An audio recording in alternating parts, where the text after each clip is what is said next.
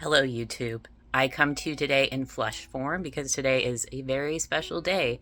Today, Friday, July 21st, is Barbenheimer, a colloquial term for the opening day of both Barbie and Oppenheimer, and bound to be the biggest day in movies in 2023. Probably longer if the way things are currently going keeps up. But as Barbenheimer Day is not yet a national holiday, I have taken the initiative of requesting this day off work so that I can go and see both of these important landmark films and present my findings to you. I actually requested this day off a month ago, just thinking it would be kind of a funny thing to do, and now I really feel like I've had my finger on the pulse of a cultural zeitgeist. There is no bit here. It's just Barbenheimer Day, and everyone is celebrating, and I'm very excited to go and see these movies. We are going to be rating the films on very specific Barbenheimer criteria, which I'll get to shortly, but if Barbie has taught me anything, it's that you need to be properly equipped and in the correct uniform for whatever task you're about to set out on. So I'm going to go put on the banana suit, and then we'll have a nice little day on the town here in Portland, Oregon. I just got off the bus, and I'm here in downtown Portland. So my plans for the day: I'm going to be seeing Barbie at noon, and I'm going to be seeing Oppenheimer in IMAX after that. I figured that was the order that makes the most sense, start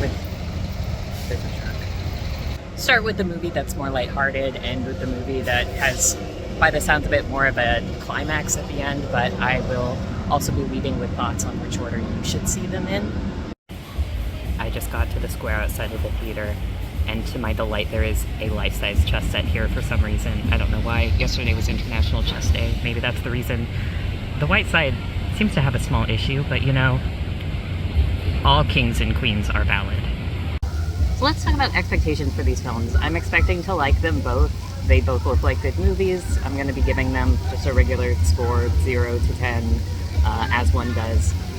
But my actual thoughts going in, what I'm looking for is for both of these directors to surprise me. I love Greta. She has made two perfect 10 out of 10 movies, and there is nobody I trust behind the wheel of the Barbie movie more than her. But like everyone else, I'm wondering how one, transforms from sort of a feminist auteur film director into making the Barbie movie, and I want to see something unexpected. I want to see it go somewhere I'm not anticipating, or do something bold and challenging. As for Christopher Nolan, I have respect for him as a filmmaker. I think he's really great. I haven't seen everything he's made. Inception's a great movie. I hated Interstellar, but I find that his movies don't usually have an emotional core that really strikes me. He's a big Hollywood film director. Most of the time, it's visual, it's spectacle, and there is, a great script, and there is a great thematic heart to his movies generally, but they usually don't hit me on a very personal level, and they also don't hit me on a very intellectual level.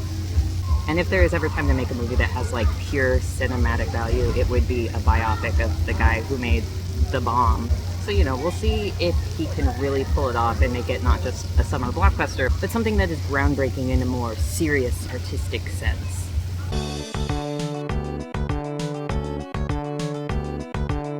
I just got out of Barbie. It was a blast. It was a really fun time. I don't know, I was seeing a lot of lukewarm reviews beforehand, and I was expecting there to be something that made me mad, or something that seemed like a bad idea. It was just a really fun movie. I will have more thoughts later on in the video, but it was a blast. I super recommend it. I think if you go in expecting to like it, you're probably gonna like it.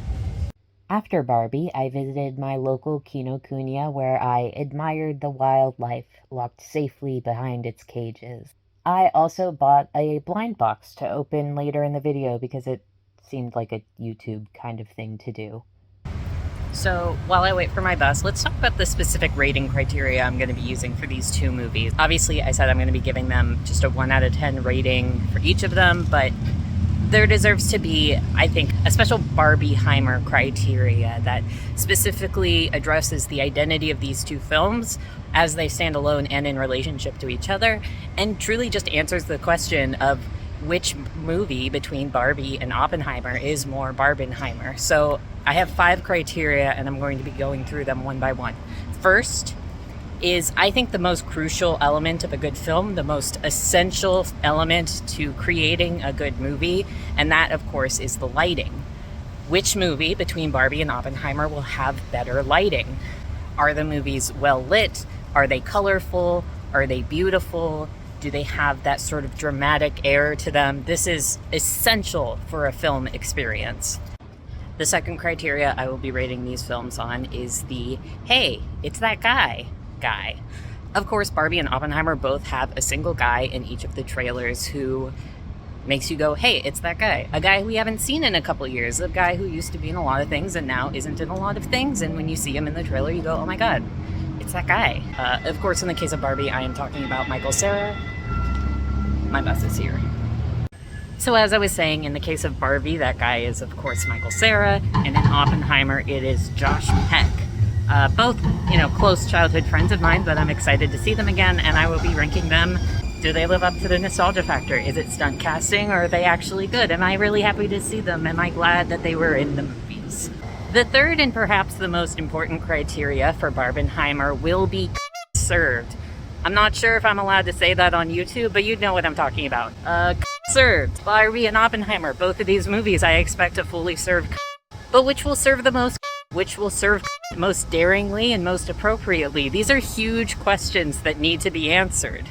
The fourth category on which we'll be rating Barbenheimer is, of course, sociopolitical commentary. Water. And of course, the fifth and final criteria through which we'll be ranking these movies is the audience reaction factor. Now, normally this isn't something I would be taking into account when judging a movie, but it's Barbenheimer, and beyond that, it's Barbenheimer opening day. I'm expecting big laughs from the Barbie crowd, and I'm expecting perhaps oohs and ahs from the Oppenheimer crowd. But will Barbie deliver on that front? Will Oppenheimer deliver on that front? I am going to say right now, if either of these films can deliver me a sincere audience ovation at the end, I will be giving that movie a perfect score on this front. It's midday. It's probably not going to happen. I'll say Oppenheimer would have the slight edge on that front in that it's a movie I'm seeing in IMAX, and IMAX makes everyone go crazy, including me. But I don't think I need to justify saying this. Barbie fans are more feral. All 5 of these criteria will be evenly rated. The films can win anywhere from 0 to 20 points in each for a total score of up to 100 points. And once we have seen both films and scored them, we will truly answer once and for all which movie is the most Barbenheimer.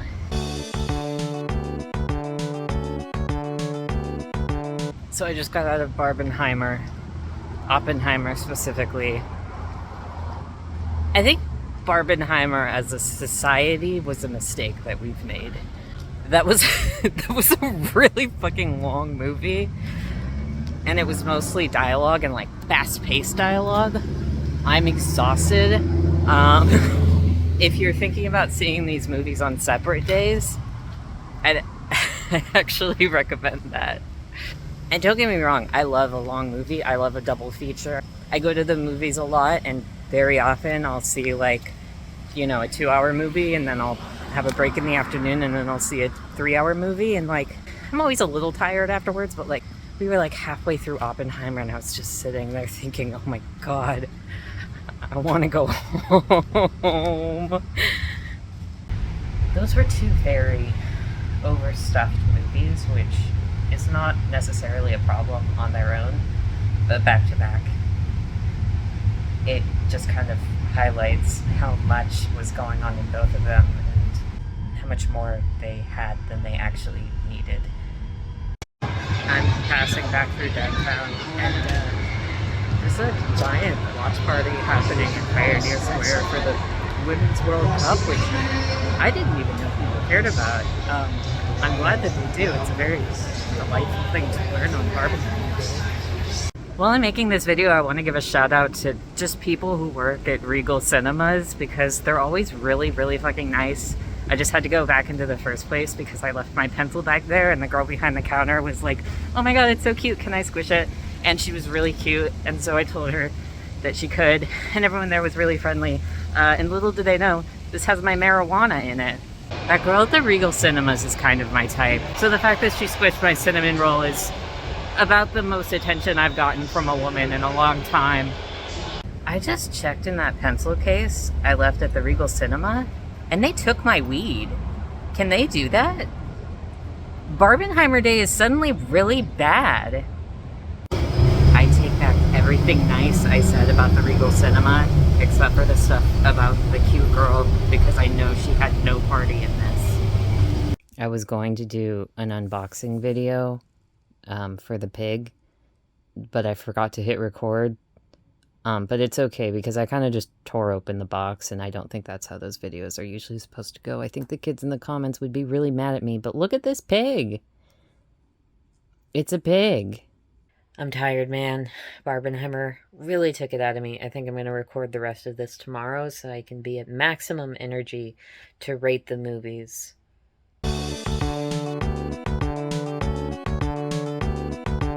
Hi. So if you're ever wondering why it takes me so long to make videos, I saw those movies on Saturday. It's now Tuesday. This is the first time I have had both the time and energy to record the rest of this video. Anyway, let's finish talking about these movies. So if we recall, I had 5 criteria with which I wanted to rate Barbenheimer. The first of the 5 criteria, of course, the most important aspect of any cinematic experience, is the lighting. Now, I will actually say that the lighting in Barbie didn't do much for me. The film is sort of split into 2 separate sections, the sections that take place in the Barbie world and the sections that take place in the real world. And unfortunately, the lighting for the sections in the Barbie world is very commercial-like. Everything is very, very well lit, very, very visible. It's basically designed in such a way that everything you see on screen is very crystal clear, whereas the segments that take place in the real world take on a more like naturalistic kind of lighting, but it's just sort of plain, straightforward. Both of these styles are used to decent effect. They're appropriate for what they're trying to represent, but unfortunately that means there are very few instances where the Barbie movie has like truly beautiful or intriguing or emotional lighting. There are a couple sequences I can think of that are an exception to that rule, but unfortunately it didn't really wow me. One thing I will say to its credit though, the costume and set designs in the Barbie movie are absolutely gorgeous, and I know they were kind of just trying to show those off because they're, you know, one of the most fun and interesting parts of the movie, especially the set design in the Barbie universe. It looks like a semi-functional dollhouse, so I will give it some slack there. Barbie movie, I'm going to give it a straight 10 out of 20 for the lighting.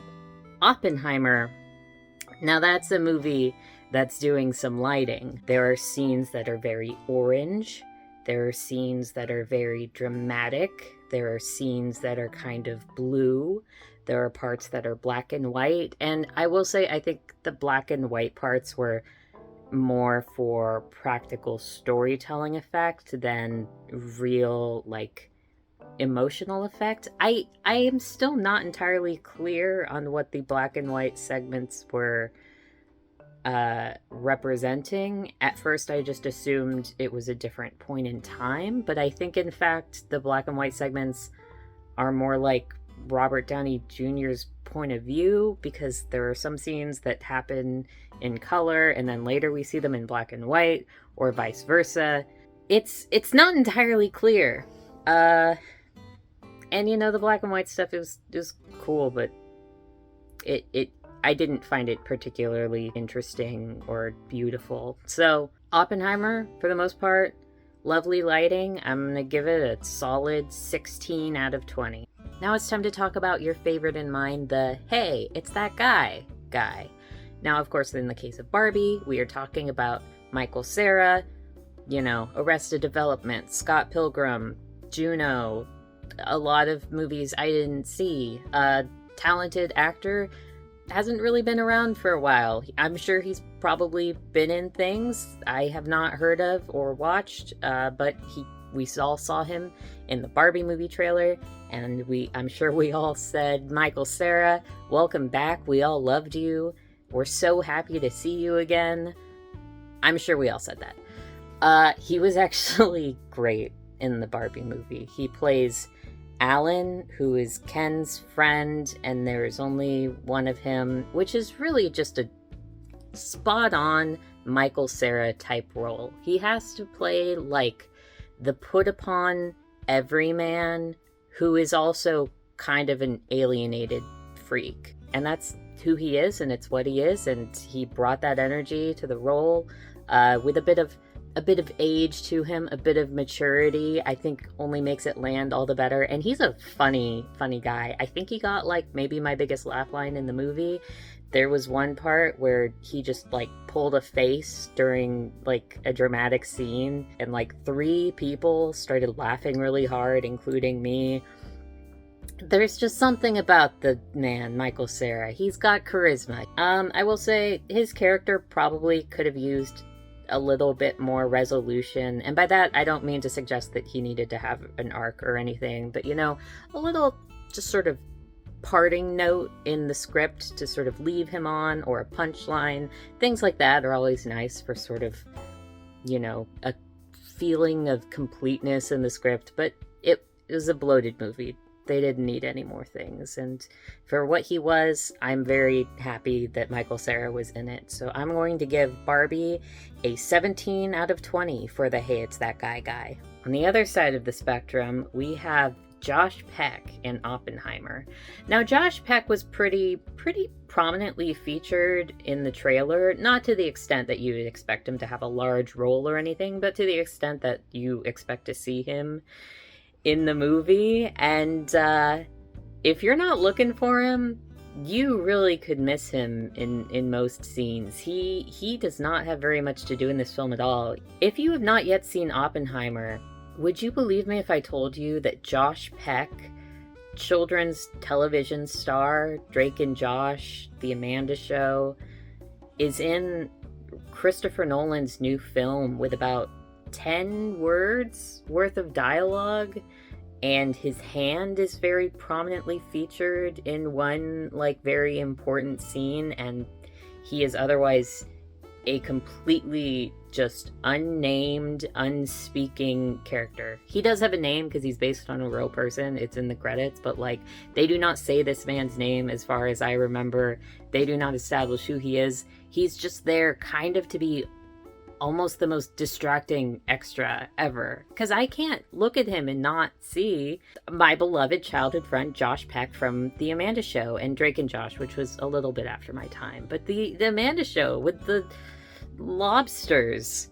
One thing I will say to his credit, he's pulling like an old man face throughout the movie. He does this kind of squint, and I've looked at pictures and interviews and stuff, and that's not just like his face now. It's not just that he's aged and that's the face he has. He's pulling a face in the movie, and I did find it very funny. So for that, despite how distracting he is, despite the fact that he absolutely probably should not have been in this movie, it actually took away from my sense of immersion, I'm still gonna give him a 6 out of 20 Oppenheimer for the Hey It's That Guy. Hey, it's that guy. Now it's time to talk about the very important category of cunt served.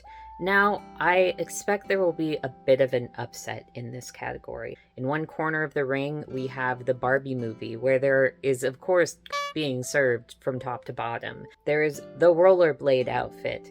There is the cowboy girl outfit. Everything Barbie wears in the movie is an iconic look. She is serving, but I will say nothing she or any other character wear in the movie is particularly cunty, which makes sense. Barbie is, of course, represented as an Aero Ace icon, and I would not expect her to wear something particularly provocative, especially as a children's character in a kid-friendly movie.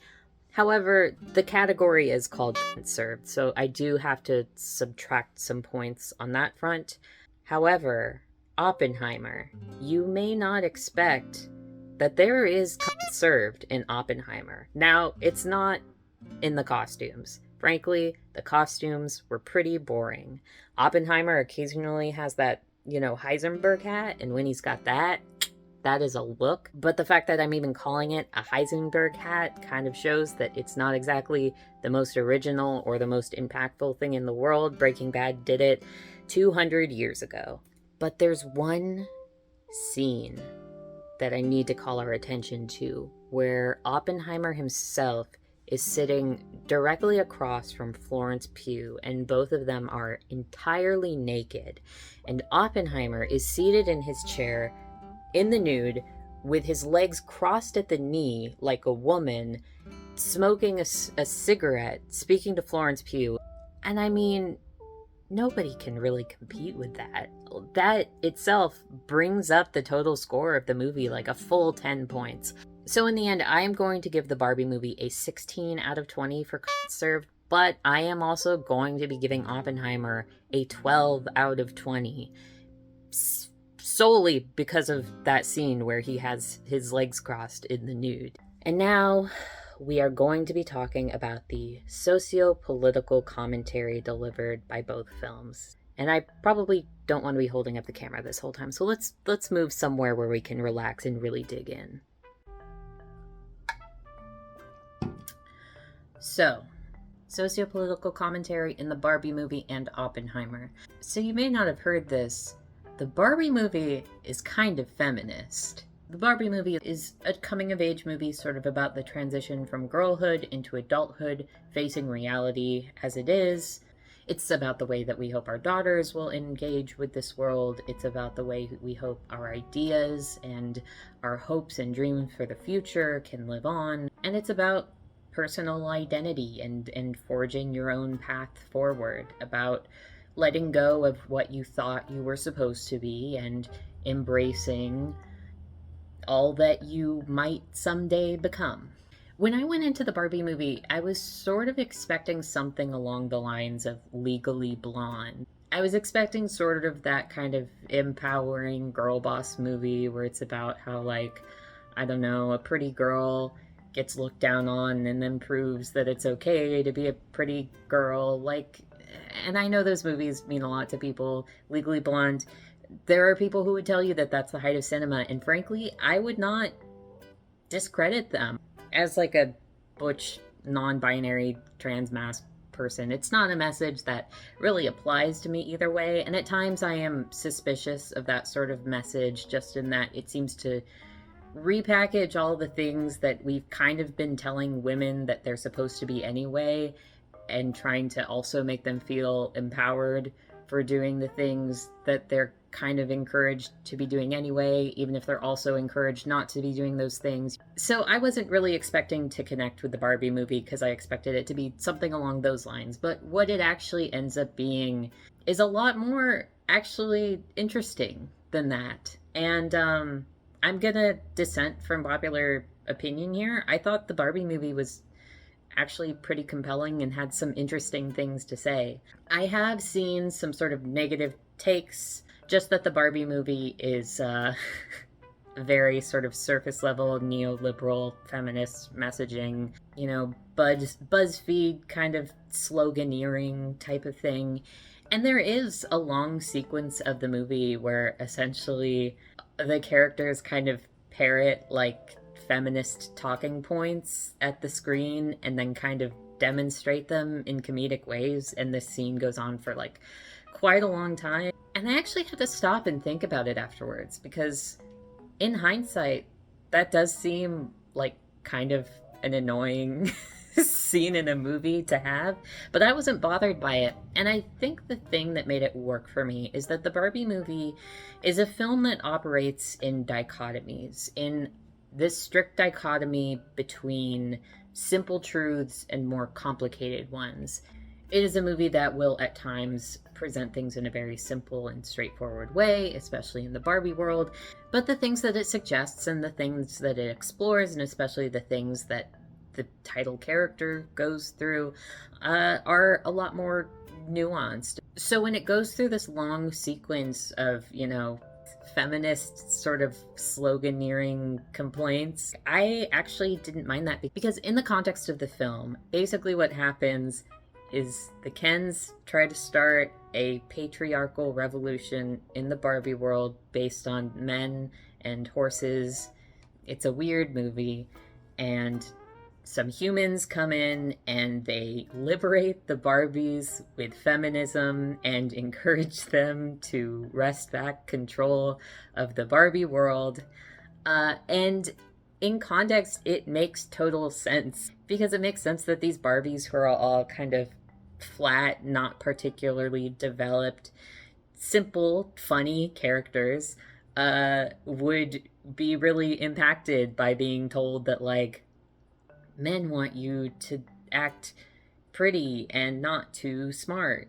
I don't remember any of the things they said specifically, but it's basically stuff along that line. It actually makes a lot of sense that these characters would be sort of impressed by that, and I just found it really, really funny to watch them make some Barbies go woke. But make no mistake, the film itself has some very compelling subject matter. The lead character herself is sort of a blank slate of a character, but that's all in support of this sort of character arc she has, where she learns that she's just been following an idea of womanhood and has not, like, taken the time to actually discover and define herself. And that is the point where the Barbie movie really, really works for me, because this is not at any point a movie where Barbie tells a bunch of, like, normal, hardworking women that, like, this is the way to be empowered, or, like, you can reconnect with your girlhood or your femininity, and, like, encourages them to girl boss their way through their problems. There's nothing like that. Barbie, like, there are moments where the characters are inspired by Barbie, but for the most part, it is a character about Barbie learning from the human beings, learning from, like, real women, and that is so much better than I feared it would be. And for that alone, the Barbie movie gets massive props in my eyes. That said, it's a messy film. It's not perfect. In particular, I think they really underdeveloped skinny America Ferrera and her daughter, those two characters. If anything, the human characters should be kind of the heart of the film, or they should be the ones bringing a more complicated perspective. It's sort of spoken to us that Barbie helped skinny America Ferrera and her daughter, like, reconnect, that she, like, brought them together, but we never really see that. It's kind of disappointing to see those characters get shafted in that way, because I really think those characters really needed to have a little something more to their arcs to really bring the whole movie together. I was actually talking with a friend, and she pointed out to me, like, oh, things with skinny America Ferrera are actually much worse than that. Basically, at the end of the movie, and this is going to be mild spoilers, they basically give America Ferrera another daughter to take care of after she's already been talking about how, you know, her job sucks and she's overworked and whatever. And also her husband, who appears to be the father of their, like, teenage daughter, is just learning Spanish on Duolingo. And that that's a whole other can of worms that I'm not really qualified to unpack. But when she pointed that out, I realized, oh yeah, that's quite bad.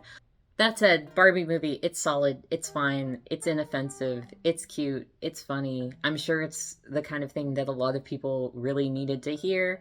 And for people like me who don't necessarily need to hear the, like, girl-powered femininity kind of message, I was still actually really grateful for the approach that it took to womanhood and Barbie and girlness and coming of age. I liked it. It was good. I'm going to give it a 14 out of 20 for the socio-political messaging. Maybe higher than a lot of people would give it, but for what it was, I thought they did a good job. Now, Oppenheimer's a weird movie. If anyone is somehow still unaware, Oppenheimer is a movie about the guy who basically led the team that invented the atom bomb that we dropped on Japan at the end of World War II, the most basically horrific human atrocity that's ever been committed in a single act in history. And the film grapples with its subject matter, it grapples with its main character, his trauma frankly, it's basically presented as him having like these intense PTSD trauma reactions after the dropping of the bomb. Whether he understood what he was doing at the time, whether he was a communist. There's a lot. It's a dense movie, and I am struggling in this moment to like really reach in and grab like a single thesis statement that I could give to you about what Oppenheimer is really trying to do. I have seen discourse about Oppenheimer, whether it's an appropriate depiction about the character it's representing, whether it's an appropriate depiction of, the greatest atrocity ever committed in the world. But frankly, walking away from it, I don't have anything to defend. I don't have anything strictly to criticize. It's a dense movie, and I struggle to come away with any coherent thoughts about like what it's presenting as a whole. As all I can give to you are a couple of smaller observations that I made along the way. First of all, it's quite interesting that, as far as I could tell, and I was looking, I was paying close attention, the movie Oppenheimer does not depict any Japanese people. I do not think I saw a single Japanese person, Japanese actor, Japanese historical footage or photo in the movie, which I am not actually invoking as a criticism, more as just an interesting little observation. And this is not because the character Oppenheimer himself, of course, it's a biopic, it's kind of restricted to his point of view to an extent, but I don't think the film fails to depict any Japanese people because it's about Oppenheimer. There is actually a scene where Oppenheimer is looking at, I guess, a projector screen and seeing like the results of the citizens of, I guess, Hiroshima, and like what it's done to them in their bodies, and him and everyone else in the room kind of wince or cringe. Oppenheimer is, looking at the human toll of what he has created, and it's quite bad. But we do see that he sees Japanese people, but we, as the audience, we don't get to see these photos. And the fact that Oppenheimer himself sees this, but we are restricted from seeing it, I think that is a very, very interesting thing to think about. You could make the argument that it's just like, oh, they didn't want to show something that gruesome because it would be tragedy porn or it would be unnecessary. That's a fine enough explanation. But I think there's something about letting us see the character react to something that we ourselves are not seeing. It's like the film sort of deliberately like turning your gaze away, not allowing you to look at something. You could make the argument that by doing that, it really centers Oppenheimer's pain and trauma as the central sort of devastation of the film. That would be a bit of a bad faith reading of it, but that is, I think, kind of a valid reading. You could also point out the way that the movie really, really stylizes the bomb and the impacts of the bomb. It is depicted less in like straightforward shots of like explosions happening and more in loud sounds, more in like close-ups of people's faces, more in like really strange and disorienting sound design, more in this like David Lynchian kind of sequence where people are like having their faces melted off. I don't know. It's a weird thing that stood out to me, and it's a weird choice, and it does kind of leave a bad taste in my mouth to have a movie that is so explicitly about the worst atrocity that's ever been committed by human beings in the history of the world, and then just focus it on the one guy. But that's also kind of the point of the movie, so whatever. What do I know? What do I know about anything? That movie did not like women. Compared to Barbie, boy oh boy, that movie did not like women. It liked Florence Pugh's boobs, and who am I to disagree with that. We all like Florence Pugh's boobs and Florence Pugh herself, but boy, that movie did not have very much compassion for any character other than Oppenheimer himself, and it didn't have that much compassion for him either. He marries Emily Blunt, and then she has a baby, and then actually, the one thing I really liked about the movie is the baby's just constantly crying. The baby is just like in a constant state of neglect, and it's horrifying, but it also like really taps into the emotional state this movie wants you to be in every time you're sitting there listening to that baby cry while everyone kind of just like sits there.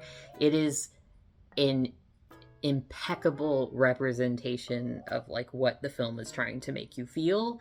But there's this part toward the end of the movie where Emily Blunt's character, Oppenheimer's wife, gets interrogated. The last hour of this movie is dull as hell. I will say that right now. After the bomb goes off, you could take a nap. You're not going to miss much. They're kind of just arguing over whether he's a communist, and I don't really care. But there's like a part where Emily Blunt starts getting interrogated, and she just like turns around and just like puts all these questions back at this interrogator and is like so strong. And suddenly I'm like, whoa, this woman who I previously only knew for neglecting her baby is like a really strong and like interesting and like kind of ruthless character, and I want to see more of this. And then that scene just ends, and then Oppenheimer gets interrogated, and it's a lot less interesting because he's kind of a sad sack. So I don't know. The film's general disinterest in anything other than its like main character and the like pages and pages upon pages of dialogue that they say to each other. Like somebody compared it to The Social Network, and it is a social network kind of movie about World War II, which just what we wanted. I don't know. It's a movie. I'm going to give it a 10 out of 20 because I don't have any particularly strong feelings. The more I talk about Oppenheimer, the worse my opinion of it gets because I just can't connect all the pieces of it in my head. I think I might like it more if I rewatched it, knowing what it is going in, with subtitles, actually following the dialogue as it happens, because I watched the second out of 2 movies, which is the worst decision I've made. And the fifth and final criteria on which we will be judging Barbenheimer is the audience reactions. Now, I will say right away, neither of these films got a sincere ovation at the end. Actually, Oppenheimer tried. People after Oppenheimer were trying to get like applause going, and it kind of caught on a little, but mostly just fizzled out, and everyone kind of just got up and shuffled out of their seats and left, which I think is probably worse than no attempted applause at all. While we're talking about Oppenheimer, the last hour was rough. I would say everyone was very engaged through most of the film, up through the test explosion. The last hour, the guys next to me, and there were guys on either side of me, this was a packed theater, the guys on either side of me just wanted to go home. They were checking their phone, they were stretching. Oppenheimer had a couple of like laugh lines in my theater, and none of them seemed like very appropriate things to laugh at, so I don't even know if I should give that points either. On the other hand, the Barbie movie, the crowd was also a little underwhelming. There were a lot of audible laughs in the theater, but a lot of those audible laughs were me. That said, I laughed a lot, and the audience seemed, engaged. Both films, people walked out talking about the movie. They seemed like they'd enjoyed it. I will give Barbie a slightly higher score because I think the audience in Barbie was more engaged throughout, while Oppenheimer, everyone kind of flagged at the end. I'll go ahead and give Barbie a 13 out of 20 for having an audience that laughed at everything, and I'll give Oppenheimer an 11 out of 20 for the attempt at applause that didn't go anywhere, and for the last hour being boring. I'm being very generous with Oppenheimer. I feel like I'm being a little bit mean to it. And now, to present our final scores. Barbie versus Oppenheimer. Which one was truly the most Barbenheimer? Here are the results. I don't actually have the numbers in front of me right now. I'm gonna re-listen and actually write them down in editing. I think Barbie won, though. So congratulations, Barbie. You are the number 1 Barbenheimer of the Barbenheimers. I'm tired. This was exhausting. Thanks for watching. If you ever want me to do something like this again, message me on Tumblr, because I'm not going to read the comments on this because I'm insecure about it. Bye, everyone.